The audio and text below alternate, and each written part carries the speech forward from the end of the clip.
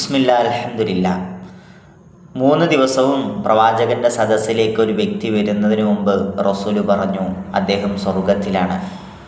കൂടെയുള്ള സ്വഹാബത്തിന് അത്ഭുതമായി, എന്തുകൊണ്ടായിരിക്കും അദ്ദേഹത്തിന് സ്വർഗം ലഭിക്കാനുള്ള കാരണം? അവർ അന്വേഷിച്ചു, മനസ്സിലാക്കാൻ ശ്രമിച്ചു. പക്ഷേ അവരൊക്കെ ചെയ്യുന്നതിനേക്കാൾ കൂടുതൽ നന്മയൊന്നും അദ്ദേഹം ചെയ്യുന്നതായി പ്രത്യക്ഷത്തിൽ അവർക്ക് കാണാൻ കഴിഞ്ഞില്ല. അദ്ദേഹത്തിനോട് തന്നെ ചോദിക്കുകയുണ്ടായി, എന്തായിരിക്കും അതിൻ്റെ കാരണം? അദ്ദേഹം പറഞ്ഞു, നിങ്ങളൊക്കെ ചെയ്യുന്ന നന്മകൾ തന്നെയാണ് ഞാൻ ചെയ്യുന്നത്. പക്ഷേ എൻ്റെ ആ മനസ്സിനകത്ത് ഒരാളോടും വെറുപ്പും ഒരു വിദ്വേഷവും ഒരു പകയും അസൂയയും ഒന്നുമില്ലാതെയാണ് രാത്രി ഞാൻ ഉറങ്ങാറുള്ളത്.